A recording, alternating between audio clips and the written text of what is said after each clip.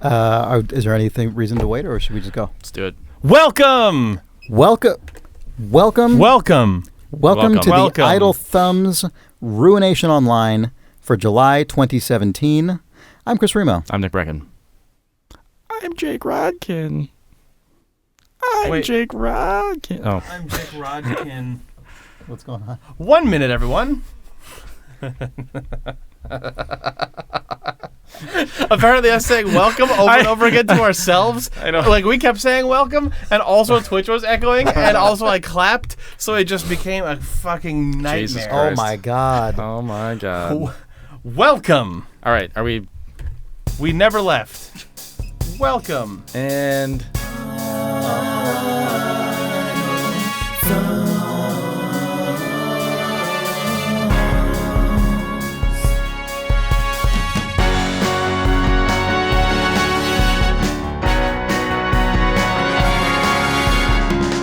Welcome to the Idle Thumbs Ruination Online for July 2017. I'm Chris Remo. I'm Nick Brecken. Welcome. I'm Jake Rodkin. On this stream and podcast, we will be answering questions put to us by high-tier patrons of our Patreon campaign at patreon.com/idlethumbs. Let's just do it. You guys want to just start doing it right now? Let's do it. All right, let's ruin it. Tom Grundy asks, what is the most frustrating part of video game development? Shipping, Shipping it? probably. Yeah, shipping is pretty... I would say there... I mean, I guess I would say something or the broader. like between nascent phase and actually making the thing, maybe? I don't know. I would say that there's like an underlying thing that affects all parts of video game development. And I'm sure this is true for a lot of things, but I just know the video game version because that's my job. But it's just like the complete...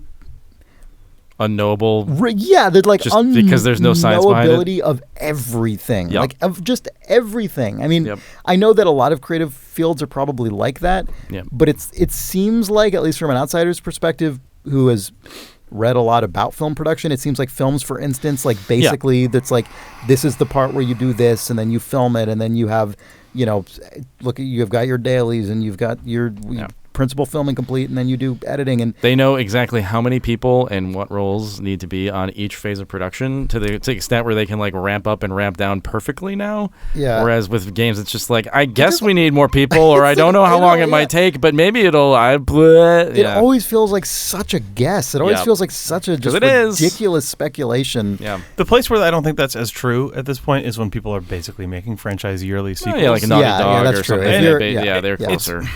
That seems correct. I've never worked on one of those, but it seems like it. Yep. I think, when I think about movies that feel close to game productions, it's things like Mad Max Fury Road, where I'm like, they actually had to torture the base equipment and production models to get the thing to get the thing captured into the camera that they want. And that's what so many games feel like, where like, okay, I guess because we designed the system to work this way, we have to make all of the things do a thing they haven't done before. Whereas, if you're making Madden or Assassin's Creed or whatever, there's technical iterations. Right. But there's so many more knowns. Yeah, it's true. I mean, Mad Max is also like a particularly technically ambitious film. Yeah. You don't have to be making a very technically ambitious video game for this crap to bite you in the ass constantly. Oh, for sure. That was kind of why I brought it up as an example. Like, it's an outlier in film, but in games, that's just if you're designing a game, then you're designing new systems that you have to make. Mm-hmm. Yeah. That's my answer. Next. Video games. Daniel writes, looking back at your respective careers, what genre of game would you most prefer to explore that you haven't already? Is there any hope of a Nick Brecken CRPG detailing the life and times of a suspiciously familiar Larry David-type protagonist?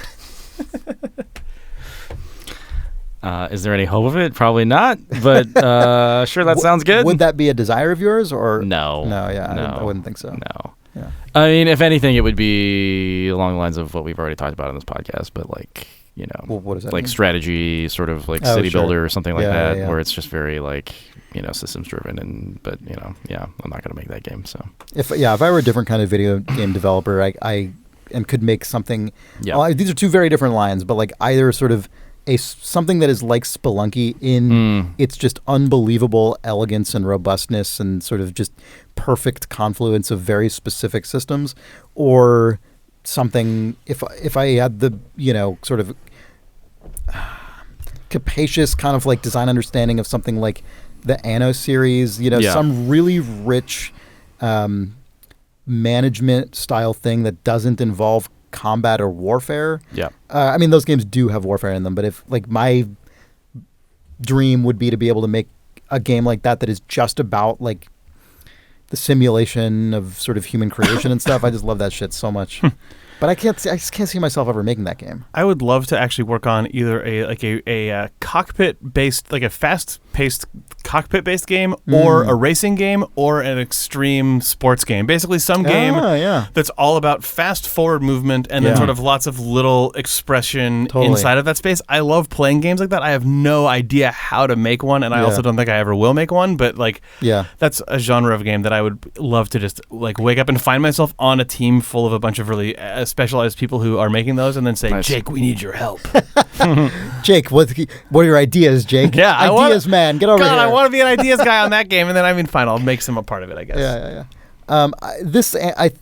Our answers to this question, I feel, dovetail very well into the previous question, which is that moving from genre to genre in games is just like, wow, here's just a completely unrelated set of technical and design and aesthetic issues that are literally unrelated to any of the things you make in this other genre. Yeah, like when we talk to Ben Burbank, who works with us at Campo Santo, about when he used to work on the EA team that makes the Madden NFL games. It's like, well, that's okay. Like literally nothing applies other than like the user interface and design. He's a programmer, which means he has the most transferable skills. Yeah. But if you're a designer or something, like, I mean, there's principles, I'm sure, that are similar, but a lot, the sort of application of them, not so much. Stephen Norrie says, when listening to US-based video game podcasts, including Idle Thumbs, the discussion will occasionally cover the 8-bit home computer era, and very often the Apple II will be mentioned as a seminal piece of hardware. As a Brit, I never had any exposure to this system, instead being much more familiar with regional machines such as the BBC Micro and the ZX Spectrum. There was a huge UK bedroom coder scene and many memorable games produced. But are any of you over the pond actually familiar with this? And as the world has become smaller and more connected in the decades, have we seen the last of such local scenes? Yes. Probably hardware in that sense, like commercial hardware-wise, we probably have. Yeah. Yeah. I'm familiar with that stuff kind of secondhand. I'm like aware vicariously of through the memories of Rock Paper Shotgun guys like talking about it, and that sort of and sort some of the Brits like, though we know that we know with but I never even came in contact with the ones that were big in this country, like the Commodore 64 and the Atari and stuff like that. Yeah, Commodore 64 and Atari ST feel like they were the ones in America that had that, and I mean I'm sure those computers and the Amiga were in a lot of other places. I never really had, but the Apple II was the ubiquitous computer in the United States. Like it was the one that was in every American public school in the 1980s, basically. So everyone just, whatever. That's why everyone knows Oregon Trail and Lemonade Stand. And then, like, I really liked Apple II shareware because I was dark. That's come up a lot. Yeah. But I mean, at my elementary school, our library had an Apple II, and at home we had a borrowed IBM XT, and so DOS and Mac were the two things I knew. I have always felt like when hearing people from, especially England, talk about their community and their specific computers that Japan had a bunch of those too. Yeah, like the FM Towns. Yeah. Like I feel like we might have culturally missed out on that because the Apple II and Apple Computer was such an institution, and it was an international institution, but its home base and ubiquity was in America. Like it was very rare to find someone who had a computer at their house who had. And it was an Apple II and had like just the Ziplocked floppy disks full of games that they picked up at the store. It was like you got boxed ass commercial software for an Apple II, and that feels different than people who wax nostalgic about Manic Miner or whatever. Right. Yeah, the UK had a lot of individuals, or like a lot of weirdly a lot of two brothers programming teams who made a bunch of games, and then ended up sort of founding studios that lasted a surprisingly long time. Yeah. Whereas the equivalent of that in the United States would be indie outfits like id Software or something. Yeah. Like it was just a different kind of vibe of an indie scene. I was really into that, like that with my Apple II GS, with going to like the local user group and like the guys with beards bringing out just like huge cardboard boxes that were like library archives of floppy disks and playing games and getting utility software from people that I had no idea who they were, but I've never found another person in the United States to whom I can relate about that. So I think it just must be a way smaller and less ubiquitous thing. I went to a couple of those that had both. Oh, you went to the computer show in Sale. I'm talking about like this was like a random teacher had a classroom and once like the first Saturday of every month the same like 50 people would meet and like people would do presentations and then a guy would show up with a bunch of with like, look, I found this Spy Hunter clone on a BBS and I put it on 16 floppy disks. I mean, that I'll sell you for $1 or whatever, you know, like that sort of stuff. Yeah. Yeah, I mean, it's a really cool legacy. Yeah. I'm sure people have written like actual sort of books and stuff about it. I'd be interested in reading more, but we didn't have a lot of it over here in the same way. Daniel says, the USS Ruination, BAB 00101, has left dry dock under the trusted command of the Idle Thumbs with the mission to explore strange new worlds. With an unexplored horizon before you, what 3 wild and wacky worlds, or 2 if Nick is cut short by a 1-minute klaxon, are first to be explored by the intrepid young crew? What does this mean? I mean, like imagine a Neptune wacky world. or something, or no, just if we were on. What was that? No, I guess it's if we were on like a Star Trek like show. Yeah. What would you like to find? I don't even know where to start. What wild and wacky worlds would you want to find, Nick? I don't know. Nick would want to find like a normal one with people, but the world works in sort of a normal way that seems normal. And Dad! Oh, is that the 1-minute klaxon? I'd like to find a world where kids respected their parents. Kids aren't really the problem. Oh no, that's just like one step away from what you just said. I want to find a world where everyone's just respectful and the world works. No, I just mean like the systems that we intentionally set up to work. What if they worked? Well, that's not a world populated by human beings. No, I want to find a world where Twitter is fun again. Oh man! Whoa! God, I mean, like Ice World, Lava World. Oh, classic worlds. Yeah. Come on, guys! Like everyone's like Big World. Where everyone's big head like world. From Tom like Hanks. Big, just like, big head world, I think. No, Big World. That's where everyone's a grown up. Boring. No. True. A world where dinosaurs rule the earth. I realized the other day that I've sort of casually been misusing big as a metaphor because I was thinking of the movie Big, but then I realized I was just thinking of the scene where he plays a big piano. And I was like, oh, that's not a movie about a world where everything's big. It's a movie about a kid who becomes an adult. Yeah. And but that one scene was so iconic in my brain. It was like a Skeletor effect where I was like, what? You know how people often refer to Skeletor to refer to someone who's sort of emaciated or bony? Oh, right. But Skeletor is actually fucking he's ripped. Like super buff and ripped. Yeah. Yeah, I feel like I had that for years latently going on with the film Big. Where I'd be like, oh, it's like Big, but no, it's not. It's not. There's very few things that you can compare to the movie Big because that's not a thing that is like applicable to situations. So that's my answer. You can use it when you're like, I wish it was. I want this person to learn a valuable lesson through convoluted means. You know, like Big. Oh, like Big, yeah, yeah. I mean, like how you learn how to play the piano. Yeah. Learns how to play Heart and Soul. Dance around on a piano. Yeah. So I want to travel to a world where there's huge pianos. It's like everything's the same. Yeah. But all the pianos are like really big and you have to walk around on them. Yeah, like Big. Like they would be big. That would actually have a shockingly huge impact on the world when you think about it. Because the piano is... No, it's true. Because the piano is like a foundational instrument that is used as the fundamental compositional tool for like most music. Okay, Chris, someone's just going to invent a small piano and then it'll be fine. But they're like... Well, then what's the point of this world that you've created? Well, I've called this a piano. Oh, nice. That was clever. All right, whatever. You guys suck. Evan Parker. I don't know. I guess that also, I assume that the big pianos are also fucking loud. Anyway, sorry, go ahead. Yeah. Moving on. Evan Parker That's what happens in space. Evan Parker says, what's your favorite piece of archaic writing equipment or stationery? I'm partial to wax seals myself.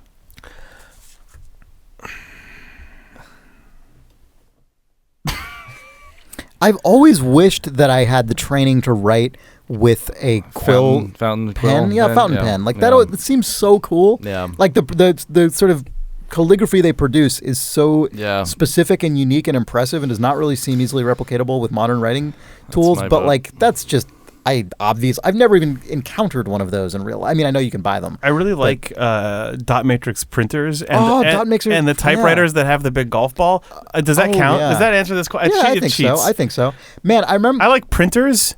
I like putting things on paper. my my first exposure to a typewriter was like I would go over to my grandmother's house, and in her basement she had she's never like had a computer or anything like that, but she had an old typewriter, and that was my first ever exposure to a typewriter, and I thought it was amazing because it was so novel to me as a child living in like 1990 or whatever. And I remember I would go down and I would just like make drawings out of asterisks. Yep. I was basically replicating a dot matrix printer. You're but making ASCII art. manually, from before I knew what ASCII art was. And I would just do that for hours. It was ridiculous. I would make these like really, I mean, I'm sure they were bad, but like very complex. Yeah, I mean, it's fun on a typewriter because you illustrations. can roll it backwards and sort of go back and add things in. Yeah. God, I love that. I also do just wish that I knew how to write things well. I used to be My good at handwriting it. is so bad. Yeah. So that's the thing that from archaic bad as old mine. writing that I wish is just that penmanship was all I wish that I had. Yeah. that. I mean, Yeah. it's I understandable. wish I could that read it's my own not- handwriting. It's understandable that it's not really a modern skill because it's not something that people actually need, but there is something nice about being able to write well. Yeah. And I that's something that is atrophied. I used to actually take pride in that, and I just don't write ever. I mean, I sometimes I take notes, but I don't like write anything for any other person to look at. So those skills have just Right. completely fallen off. Yeah. Let's see.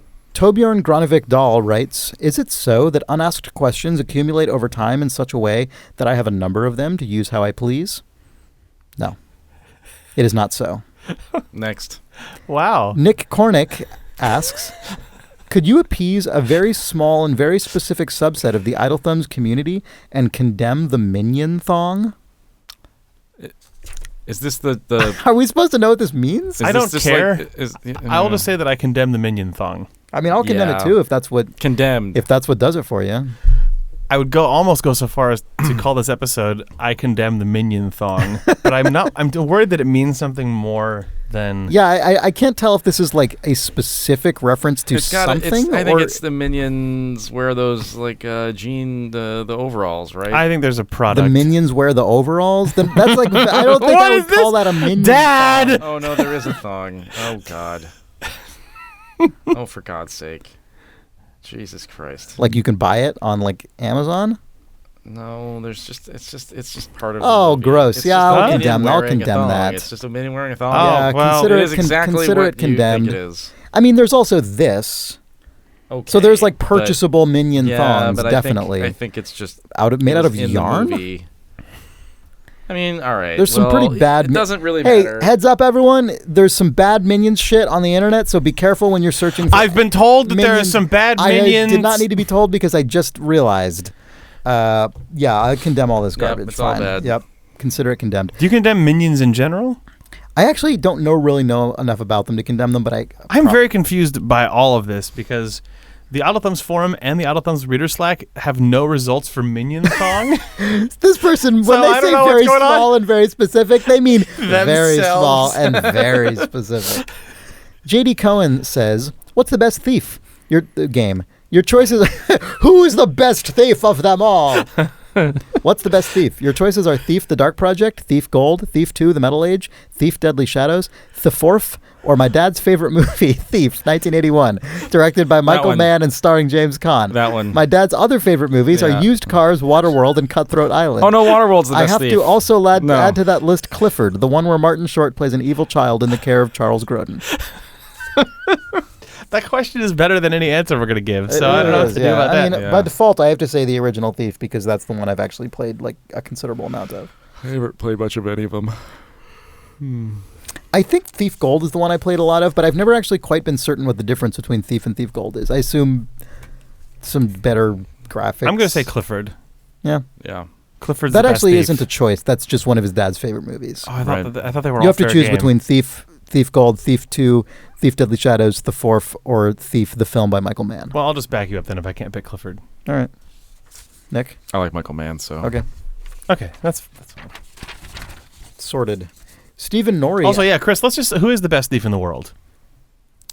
God, that's probably a fairly answerable question, right? There's probably some like notable. I mean, it's thief. probably like a hacker if you're extending it to that definition, but The best thief in the world is a hacker. I mean, he's probably a hacker. Yeah. I don't know. I assume that's an answerable question, though.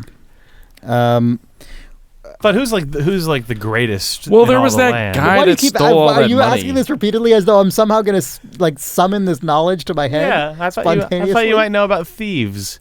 There was that heist where they stole tens of millions of dollars and no one ever caught them. But I don't think anybody knows who that. Nobody knows who that was. No, there was When? that Who? heist. Where? What is What? that? Nobody There was knows that who that heist was. where they Stole- got away. But whoever that is, clearly is the best thief because they still don't know. Where? What did they steal? I think it was a diamond heist. I don't know. Well, it must not have been that interesting. I think Look this up and then save it for a future question. that's fine. Nick's, of course, referring to the time when the election was stolen. God, the greatest diamond of them all. Democracy. Stephen Norrie writes, "What's your favorite adventure game puzzle of all time? And conversely, what's the most bullshit?" Oh man. I realized I fucked up with this question because when I sort of was just glancing through the questions earlier, I thought it said, "What's your favorite adventure game of all time?" And I was like, "Oh, that's easy. I can just answer the question on the fly." But it's actually your favorite puzzle? and most bullshit puzzle of all time, Yeah. and that really requires some thought. Mm-hmm. Of the three of us, Jake is probably the best equipped to answer this quickly. My favorite puzzle of all time is probably actually a bad puzzle, but my experience with it was so in line with exactly how it was supposed to work that it was a sublime moment, and it was the Tuesday is Kitty Hat Day moment in Grim Fandango. That's actually an amazing where you puzzle. have I'm going to spoil a tiny bit of Grim Fandango. That's Sorry. fine. That's fine. I think it was almost 20 years old. I know, isn't that crazy? Full Throttle is over 20 years old. Full Throttle is 22. Yeah, 22 years old. There's a photo, or there's a cat racetrack, and that it works like a horse race or a dog race, but the cats are gigantic, and you never actually can go out on the track. It's not a world in the game, but you can be in sort of the betting room and the like high rollers lounge that's connected to it. And at a certain point, you have to figure out when a specific race happens, and you can get the photo finish photos out of the archive, and you get the picture, and it's like one cat in front of another barely, and you don't know when that happened or when that's supposed to fit in the archive. Man, I can't remember the exact details, but in the background, everyone in the photo, like slightly out of focus, are wearing like cat ear hats, and you hear an announcer in the background ambiently in between calling races just saying Tuesday is Kitty Hat Day. And when you realize that they're wearing the goddamn cat hats in the photo, that means that it was on a Tuesday, which then like means blah blah blah blah blah. And you like, that is one of those puzzles that if you don't make that connection, it's just impossible, and you're miserable. I never solved it. The timing of that worked out so well for me that like I had it and I'd walked around, I was a little bit confused, and then just went, oh my god, Tuesday's Kitty Hat Day, and like it felt like the moment in like the noir mystery movie where like Tuesday's Kitty Hat Day, like all the puzzle pieces just went into place in my brain, and like that moment felt very, very, very good. Yes. Which isn't necessarily to say that I think it's the most well-designed puzzle, but that was my sort of favorite puzzle moment. Yeah, that is a really clever moment. Yeah. It's so much easier to answer what's the most bullshit because there's so many examples of it. I mean, it's kind of it is the constant challenge and problem of just traditional adventure games forever, which is that if the thing hits you right, it feels great, and if it doesn't, there's no system that you can like work with. You just have to either figure it out or not. The funny thing is that when I heard that question before Jake had said anything, my mind just flashed to Act 2 of Grim Fandango for the most bullshit, because I love that act for a billion reasons, but I could not, when I played it for the first time, I just had to resort to a guy because it's so like obtuse. Like it's just very difficult to But anyway, game's still really good though. Oh, it's great. Yeah. I wish I could think of my favorite. I can't think of a specific one that I love. Yeah. Huh. Well, what's your most bullshit, Jake? My most bullshit? Yeah. Adventure game puzzle? Yeah. I guess I can't say Kitty Hat Day. It's probably in... the adventure games that I still have completely memorized and have played enough times that I know are all still basically just LucasArts games, and the most bullshit one for me is probably kick the brick was when gonna say all the of the same green thing. lights line up in full throttle. Yeah. Oh, yeah. Find the brick to kick on just sort of Yeah, a, which is it's kind of similar to the kitty hat thing in the sense that it requires this like knowledge that's given to you that you have to sort of logically connect, which is it would have been originally the hole that you're trying to find would have been made by a 6-year-old girl. So it's like, what would her like height to kick the thing be? But that unlike the kitty hat thing, that's a very subjective kind of like guess. As opposed to the kitty hat is like, those puzzles are tough day. Because they are the ones that like require you to treat the characters like real people and the world like a real place and sort of extrapolate what these things would do the way you're almost as if you are like an actual like investigator. But the rest of the systems and the rest of the puzzle structure in those games doesn't work that way. Right. So like if you could somehow make an entire game that somehow had that level of like supposition and intuition built into how it worked, I think it would be amazing, but also like how do you even make that? It's impossible. It's so hard to imagine. Yeah. Michael Samhain writes, with Summer Games Done Quick having just happened, are there any games you would like to learn how to speedrun, assuming you had the free time to dedicate learning it? Are there any speedruns of games that any of you have watched and have really stood out to you? Is an 8-hour speedrun of Final Fantasy VII worth watching? Can 49 hours for the 100% Breath of the Wild speedrun still be considered a speedrun if it takes over 2 days? Can you try a speedrun of reading this question? Yes, I can do that last one. With SGDQ having just happened, are there any games you'd like to learn to speedrun, assuming you have the free time to dedicate learning? Are there speedruns of games you have watched and really stood out to you? Is an 8-hour speedrun of Final Fantasy VII worth watching? Can 49 hours for the 100% Breath of the Wild speedrun still be considered a speedrun if it takes over 2 days? Can you try a speedrun of reading the question? So I did my part. Now you guys have to answer the other questions. Okay. Nick, you really wanted to speedrun Far Cry 2. Yeah. You never really dug into it, but... Yeah. Even like at its fastest, the only other person who ever did it completed it in like 4 hours, which to me, like just even to get up to that point would probably require multiple like longer runs of that game, which just means this is not going to happen. It's just too many hours. But I want to see you. I want to see your best effort, right? Though. I would love to see what I'll give it a try someday. The Breath of the Wild speedrun, like any percent category that's just get to the fucking end, was speedrun at this GDQ, and it's actually a really good watch because. That game doesn't gate you in any real meaningful way. Yeah, you can just run straight into the room. But there are still some very interesting tricks that you have to pull off to do it as quickly as possible. Sure, nice. It's a very, very good run. I need to just finish that game so that I feel like qualified to watch a speedrun of it. Yeah. It's done in like 15 minutes or something. Yeah, I totally believe it. That's outrageous. Maybe it's a little longer than that actually, but yeah. I can't remember. Anyway, I was just gonna say, shit, I lost my train of thought. I was going to ask Jake a question, and then I forgot. Well, whatever. My main experience doing anything even approaching speedrunning, and it is in no way qualifies for anyone to, like, Spelunky. Watch it. Yeah, Spelunky. And the thing that was so fun about that is I played the daily challenge every day, and it was this, like, perfect environment to sort of softly work on speedrunning. I obviously wasn't making any legitimate attempt to become one of the world's great speedrunners. Right. That would require just way more time. But because I had exactly one run to play every day, and I knew I was going to always do it again the next day, at least I did for many months, sometimes I would just do a speedrun, and sometimes I would be more deliberate about it. But I mean, I actually got pretty good at playing that game really fast, and it was fun. It was fun to slowly... progress, and that game can be completed in, pretty reasonable number of minutes, and I'm certainly not anywhere close to what fast people do, but learning how to just like blaze through that game was really satisfying. There were some good Mario speedruns this year. My actual answer is Dark Souls, because I watched after having played Dark Souls 3 all the way through, I watched the Dark Souls 3 speedrun 2 weeks ago or whatever. It was fucking fascinating, and it also makes me think that what that guy was doing in some ways is easier than actually playing through the game. Like, I think I would that actually... That is such a classic Nick Brecken I think claim. I would... No. I don't think I would be, like, world record beating guy or whatever. Yeah. But I think I actually would be better at speedrunning that game. I think you're actually right. Legitimately. I think you're probably right. One, the order in which he did it meant that he did a lot of damage every time he hit a boss, which meant the boss fights took, like, 10 seconds. And if you screw it up, you just start over because it's a blow and run or whatever. And then the rest of the game is avoiding every other fucking normal enemy in the game, which is what I do anyway because I don't enjoy that part of the game. Right. And so actually I think I'd be fairly, like, I think that would actually be somewhat easier for me. Yeah. So that's my real answer. The number of people who are going to post about screaming at their computers when you're talking about it, not enjoying that part of the game. I mean, I'm looking forward to it. Looking forward to those tweets coming in. You don't enjoy the beauty, true purpose? Tom Grundy writes, is there any future you see in a Netflix-style subscription business model for video games? I don't know. I don't think... Sadly, I think it's going to be a per-game...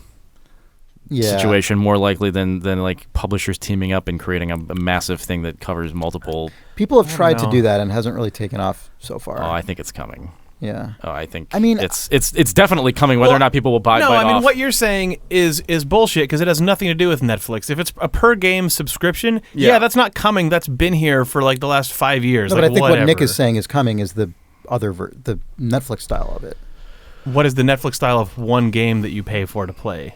No, I mean not the one game version. I mean upon a per publisher basis, as opposed. Oh, you're thinking there'll be like opposed to a like Ubisoft and EA have. So like it's not called BattleNet anymore, but basically get your BattleNet Plus subscription, and then it'll unlock. I mean, PlayStation Plus is essentially that now. I mean, you've got like versions of this. PlayStation Plus is actually probably the closest thing that we have right now to that. Even though the selection is small, it's at least like pay a subscription, and you know that in a 1 month window, there's going to be things that are free on the service and things that go away.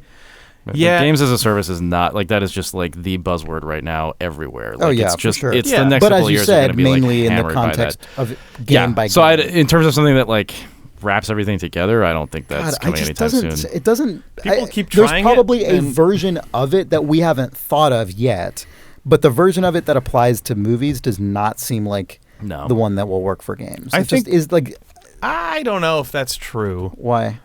I think. Well, I don't know if it's true either. But why do you think? Well, I mean, like we had GameFly or not GameFly. Jesus, all these names are the same. GameTap? We had GameTap, which tried to do this, but I mean, there were a bunch of things that were bad about their service. But they were in a pre-streaming era, and they tried to do it by way of literally bundling a ton of emulators and making you download the games and all these things. And there was OnLive, which tried to do this by way of streaming, but the streaming tech sucked.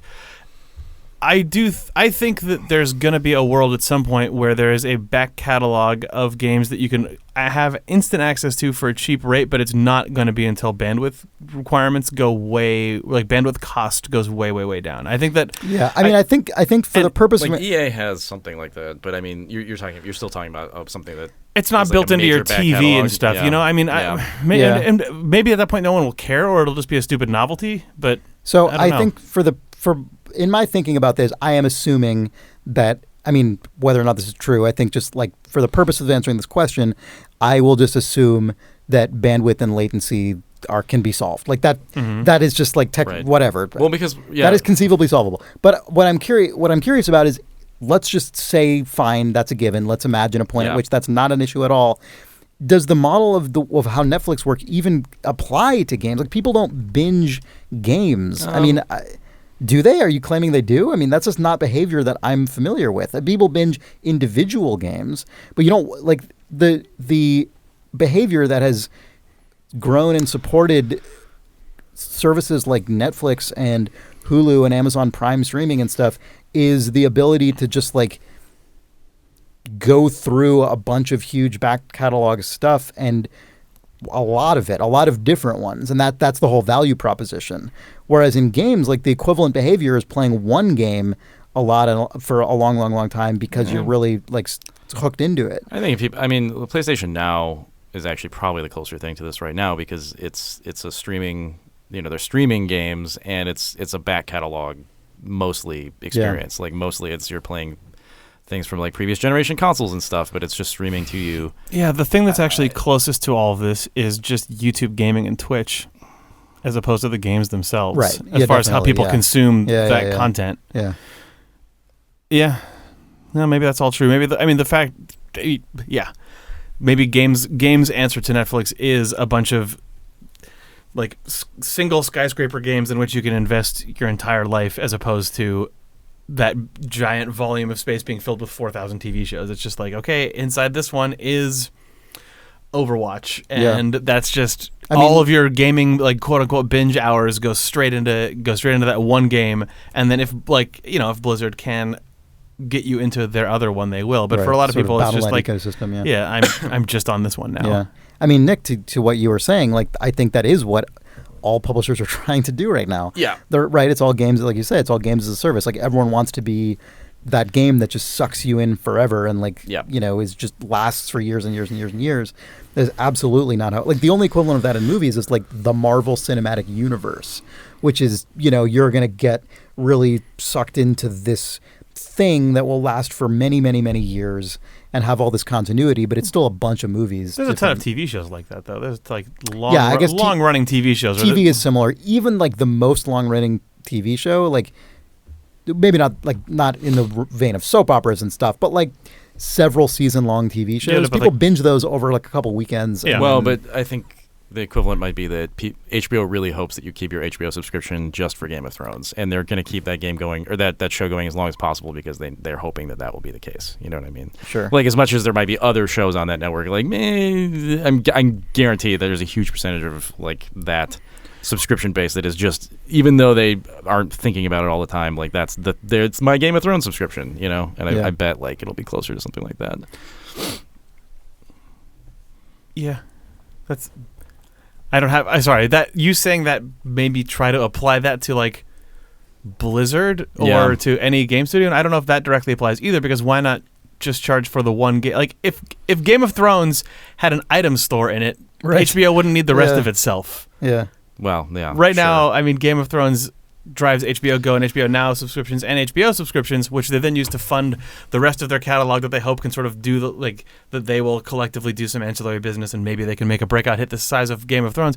You could do that as Blizzard without bothering to bundle any of the rest of your games in. You just take the money you make from Overwatch and the money you make from Diablo, and that just goes into your bank account, and then you use that to make other things. They also demographically, I mean, I think this is like actually the Game of Thrones example is interesting because I think demographically HBO must also just know that while Game of Thrones might be the biggest thing on their network, it is also important to have all these other things that appeal to different, like I have an HBO subscription that I've maintained for ever since they introduced the ability to just buy HBO on its own. I've never seen an episode of Game of Thrones, but I still find it, I'm not saying I'm speaking for everyone, but like that's obviously I'm not. But there's definitely enough on there that I am happy to keep paying for HBO because they're hitting like a broad enough band of kinds of content, and that's really different to games. Like one of the things about games that make this difficult is that all the different kinds of games that appeal across the broad demography, like different demographies, are such radically different kinds of game. Like they're everything about the way they're presented and like Blizzard's probably the closest, run is so different. Blizzard's probably still the closest because I mean, like I suspect that in terms of revenue, like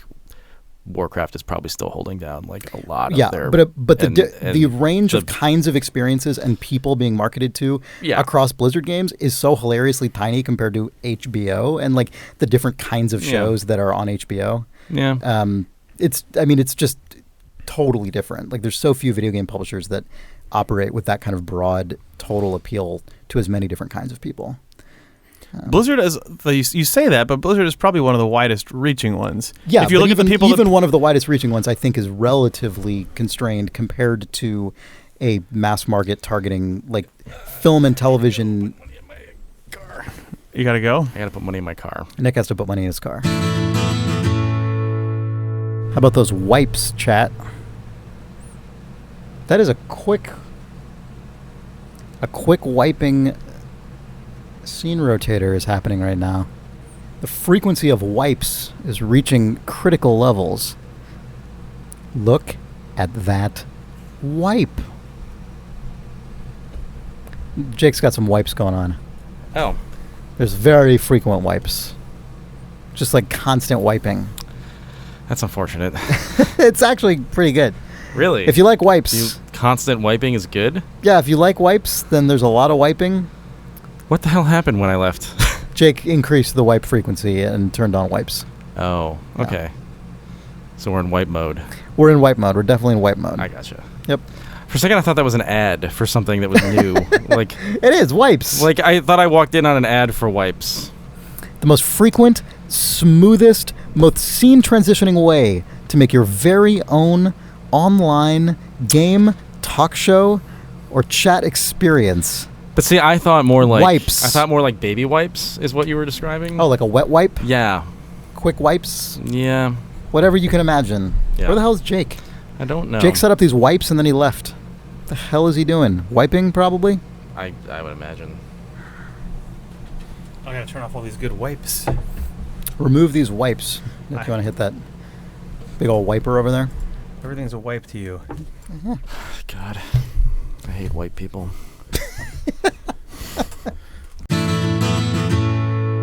All right, let's move on. Resme asks, in M&M universe canon, is every red M&M surly, or is there a specific daddy red M&M who is surly, from which all other red M&Ms descend? I mean, for that to be true, you'd have to imagine the surly red M&M like impregnating another M&M. Do you? They could bud. Way to go, lore master. Well, there must be. They must if be that's true, fucking. If that's true, then you know. Then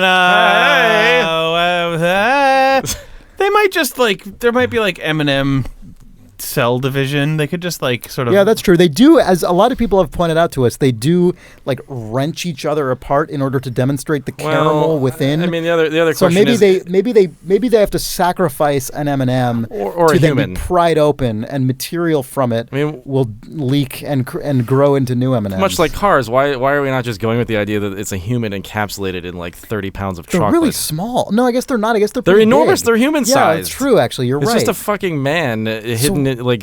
Oh, it's a fucking man. It's a fucking man hidden inside a candy shell. Yeah. Yeah. So the question is there an angry daddy? Is there an angry daddy inside that candy coated cover?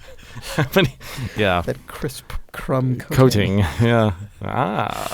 I don't know. I don't really ever quite understand the sort of implied fiction of characters like these, where it's like, the red one, the blue one, whatever. But it's like I buy a thing of M&Ms and there's a fucking dozen, 2 dozen, 3 dozen red ones in there. Well, I don't know how many there are, but there's a bunch. Well, there's a daddy, there's a mommy, there's a baby, there's a doggy. Are you confused when you open up your Flintstones vitamins and there's like 17 Fred Flintstones in there? No, you know there's just one. Yeah, but I mean. That in the cartoon, they're all just walking around giant vitamins. I mean, but that's the difference, right? In the vitamin example, the vitamin is modeled after Fred Flintstone. So are you claiming that the M&M characters are actually the like sort of they're just one of a original kind creations? Yeah. And then the candy we eat are just little candies made in the image. Yeah, that's why of those these guys can. Classic characters. That's why classic characters. That's why those characters can afford to just live that stupid, their decadent, they boring license lifestyle. their likeness out. Yeah. Yeah. Yeah, that's why. Surly red dad M&M. Yeah. Father of all of the other M&Ms. Man, yeah, he's the shitty dad of child actors. They donate their likeness and their genetic makeup to the M&M Corporation. Right. And then at the end of the day, though, Daddy Red collects all the paychecks and then tells all the rest of the M&M family what to do with their, their scraps. Yeah, with their stipend. Wow. What an asshole this guy is. It's those red M&Ms, man. Am I right? Yeah, well, I mean, we watch those commercials. It seems like kind of a piece of shit. He's a douche. Yeah. Jackson Coral writes, a friend said he saw a video of Nick and Janelle where they said they should dress up as Miles and Kiko O'Brien. Who's that? What is this? What is this? It must be from a stream. Yeah, I remember this now. Janelle thought it would be hilarious. From Star Trek: The Yeah, Next Generation. somebody suggested Wait, it. it's from two different. One of them's. I think it was. no. I think I was attempting to do an Irish accent. I think on the stream, and it sort of spiraled out of there because I cannot do an Irish accent. character. Yeah, but I am Irish, but I can't do an Irish accent, or Right. I have some Irish lineage. Yeah, it's bad.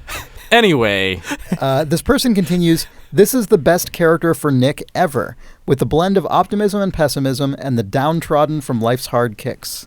My question is, which Star Trek The Next Generation or Deep Space Nine characters should you two be? And if you can say without risking friends, how about the other thumbs not here? I haven't really seen these shows to the point that I could. We're just gonna have to declare that Sean is Commander Riker for sure because that's really funny to me. Yeah, he's not. okay. They have nothing really in common. But I just want to imagine Sean a funny Vanneman sitting image. down in a chair that way all the time. Yeah, no, That is okay. actually, I could see Sean doing that part pretty easily. Beard, no beard. Where are we going with that? Yeah, no, that's Sean. Yeah, okay. I don't know who Steve would be. The Kid? Steve is Will Wheaton? Steve is not Will Wheaton. I don't know. I don't know these shows. No. You guys are gonna have to take this one. No, there's nobody like Steve in the Star Trek universe, I don't think. What about the guy with the weird hat who shows up on a screen and like torments people like some kind of like You're genie? referring to Q, Oh, Q? I think? Yeah. I don't know if Steve is Q. No, Steve is not Q. No, Nels might be. No, maybe. No. No. Well, if you guys are just gonna say no one's like it's true. No one is you know what? actually Fine, Chris. present in the world. I'm of the Star guy who Trek, but shows up in the Next Generation and claims that I'm a time traveler from the future, but then it later turns out that I'm just kind of a schlubby idiot who accidentally walked into someone else's time machine from like the year like 2100. I'm just a Is that Q? Is that what he does? No, that's just a random huckster who's in a one-off episode of the Next Generation. Yeah, okay. I'll be that guy. Sure. I think he's played by the like neighbor dad from the Home Alone movies as well, or something like that. Anyway, he's a good episode. Huh. Yeah. Chat says Steve is Q. I don't track that at all. No, I don't track that at all. That doesn't All make right. sense. That's absolute nonsense. But I can't think of any other good comparisons. It's a tough one. So you're sticking with Miles? Yeah. Oh, yeah, Sure. let's just That's, go Are with that's Miles fine. and Kiko O'Brien, are they a married couple? Do they have Yes. the same last name? Okay. Yeah. Let's move on. But who's Chris? We'll never know. I don't know. I don't know who you Chris guys is. have to tell me. Connor Angeloni writes, "What are the traditional foods of Hoistmas?" That's a good question. I mean, I think probably Banana peels, like coconut cream pies. right. Yeah, that's actually really good. I think maybe Like- the official foods of Hoistmas should be things that, if they come together, are going to be delicious, but they're Somehow so all hard to get get mixed. right, they're going to fuck up. Oh, okay, like That's a souffle. that's a good way to go. Yeah, like the A official souffle food of that will- Hoistmas is that a will just souffle. deflate Just and like, just God make a damn it, fart hoisted. noise. Yeah. Like hoisted. Like what is it? What is a thing, cooking and it experience that deflates. will hoist you? right. Yeah. I was thinking that's good. That's kind of similar to the thing I had in mind, but mine is more sort of mischievous, I guess, which is you could almost not the food itself is variable. And it's like you just sneak a fucking rock into the middle of one of your Jesus.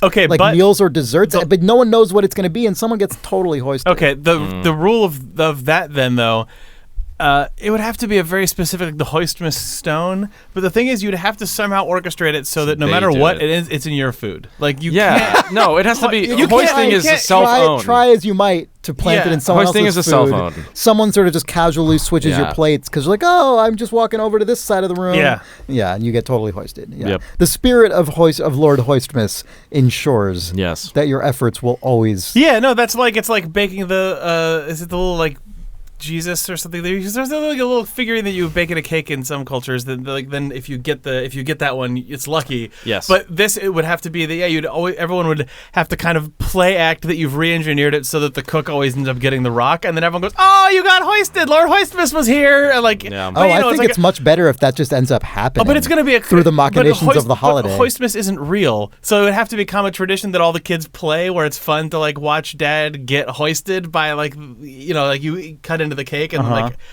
chomp and pretend that you chomped on a rock, and all the kids love it, and you're also teaching them really good lessons about the reality of life. A culture that internalizes Hoistmas is a very interesting culture. That I is think. true. That is a very interesting. Or they're like, culture. ah ha ha, you tried to fool us, Succeed, but you failed. But like, yeah, you got owned. You failed in a really interesting way that totally gives you all the comeuppance you deserve for your presumptuousness. Always. I believe the lesson of Hoistmas is one that all should learn. I think would be helpful. I mean, it's basically for just everyone like right now. intrinsic comedic hubris, like Yeah. learning to deal with Yeah. with it. Yeah. Yeah. No, it's true. I think the world could use a good dose of Hoistmas these days. The Hoistmas spirit. Yeah, why do people keep saying our culture is corrupted now that we say Happy Holidays instead of Merry Hoistmas? The war on Hoistmas. The true spirit of humility in the face of hoisting is gone. Adam Rain says, are there any episodes of other podcasts in the Idle Thumbs network that you would particularly recommend readers listen to? For instance, I've been going back through Three Moves Ahead's back catalog and found their episodes on chess in 2016 to be a fascinating look into online communities surrounding chess that I never knew existed. Something true is accepted from this question, as all episodes of that show should be mandatory listening. True. Yeah, that is true. that is something true. Probably some good Designer Notes episodes. Designer Notes and Tone Control, which are the two developers interviewing developer podcasts. The best. I can't call a specific standout episode of those, in part because I haven't listened to all of them all the way through. But if I'm ever in the mood to listen to that style of podcast, going back and just finding someone whose work I'm interested in and listening to their episode is always good. Mm-hmm. Yeah, that's a good point. I mean, I think if you're interested in this nuts and bolts of video game development, Designer Notes and Tone Control, just browse through those archives and you'll certainly find, I mean, at this point, between the two of them, those shows have such big rosters of people they've interviewed. It's kind of crazy. To the point that they just sort of had a collision recently, where Steve was on Designer Notes. Yeah. Steve, host of Tone Control, was on Designer Notes being interviewed. It's a part 1 and it's 2 hours long. I haven't listened to it yet. I really liked the Designer Notes fairly recently, it's a few months ago, with Amy Hennig, who was the creative director on Uncharted for the first three, and now is working on a huge ass Star Wars game. But it goes all the way back to her early career with Crystal Dynamics, working on like Legacy of Kain and stuff, and it's really interesting. Nice. Yeah. Listen to our TV show podcast if you like any of the shows, like Twin Peaks. Anyway, you should totally listen to the episode of Twin Peaks Rewatch where we talk about the season 2 episode Dispute Between Brothers. Okay. No, that episode I don't ignore what I just said. Okay. The third episode of True Detective Weekly was really sorry. Brian Brannon says, as the postcard story has gotten very interesting and is filled with in-jokes based on previous episodes, I wonder what the plans are with the postcards going forward. Are you willing to share any info on what's next after this story and whether the mural on the front will keep going? Also, it would be great to have more people in the Slack postcard conspiracy chat and more cards shared so we can all enjoy the full story. The plans going forward, I mean, Nick, you are the one writing the stories themselves, so you might have more to say about the plans going forward, but we've kind of been thinking of it as like a year. Is that still what you're thinking of? Yeah. No, I think season 1 there will be a year's worth of that story, and then I think it'll maybe spiral off into something else.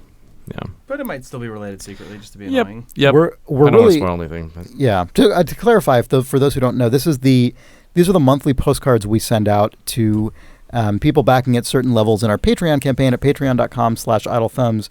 And I really apologize for this. We are running late with the July postcards. This is a crazy one that it has like 9 different branches. Is that right, Nick? Yeah. So it is a fairly intense month. There's 9 different story variants.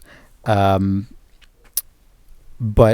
yeah, they're being printed right now, though. They are being printed, so they will be going out fairly soon. And as the person in this mentioned, there is an ongoing discussion of the postcards story in the Idle Thumbs Reader Slack, which you can get access to by going to the Idle forums and going to Idle Banter, and there's a thread about it, and you can request access and stuff. And there's a channel in it for discussing the postcards, so people are doing that. I don't know what else really to specifically answer about this, but we're doing it more, and it's really fun. It's a really weird, fun thing to work on. As for whether or not the front will continue to expand, it is my hope that it does, but I came up with a big 12-month plan for the front of those postcards, and I'm already starting to slightly violate it, so I don't know what the actual end game for those is.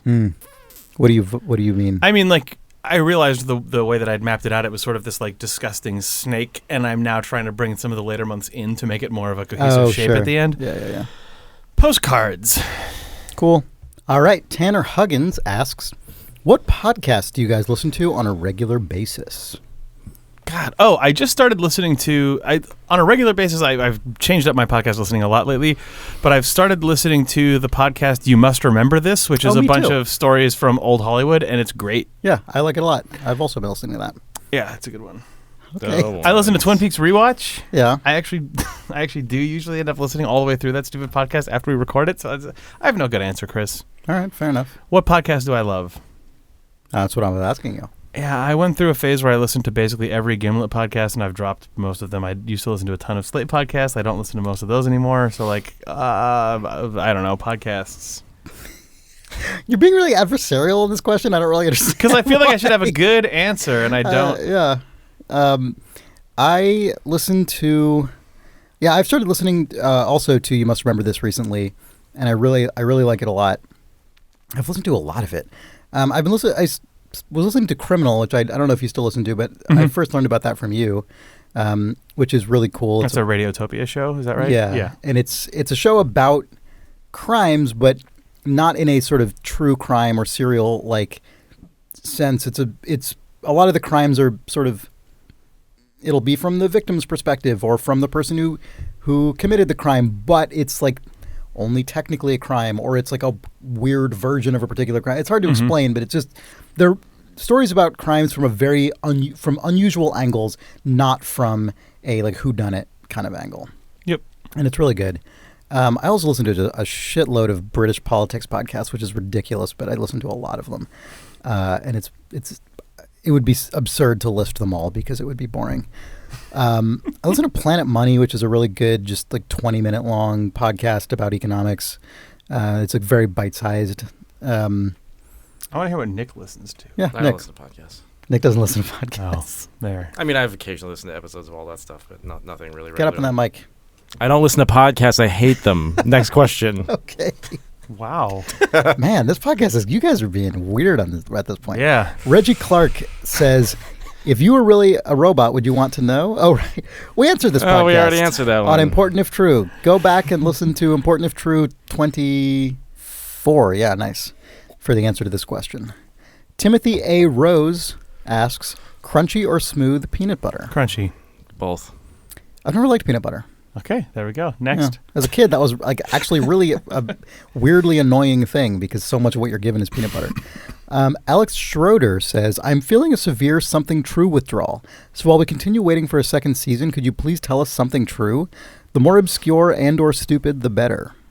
I have an answer to this that I learned within the last hour that also serves as an example of your favorite thief. What?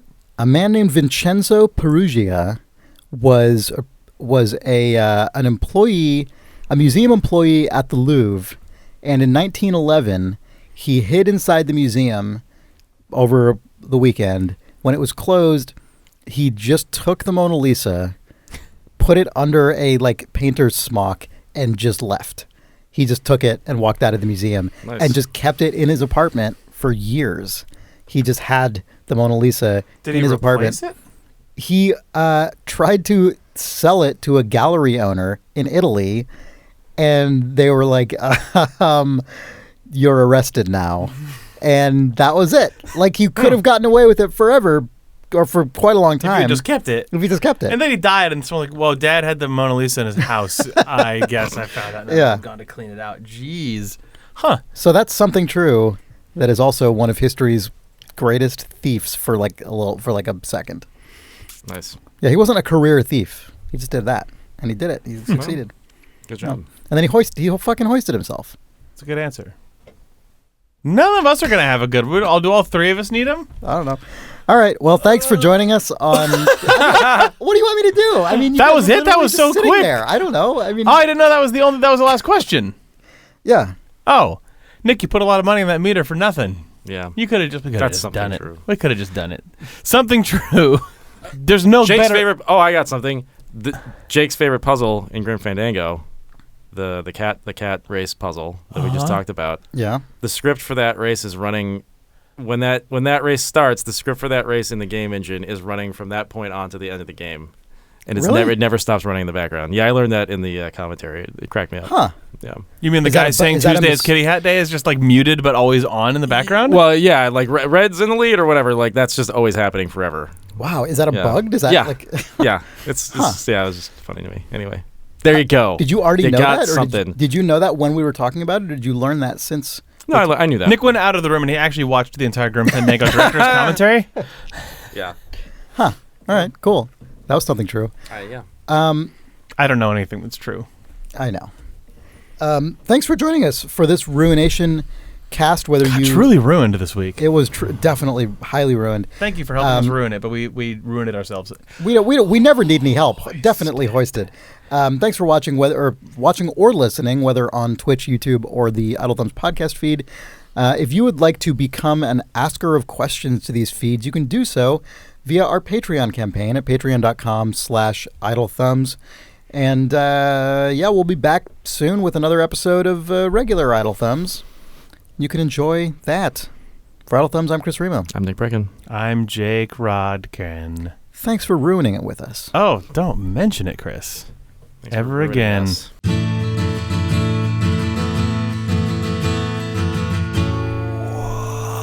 Goodbye.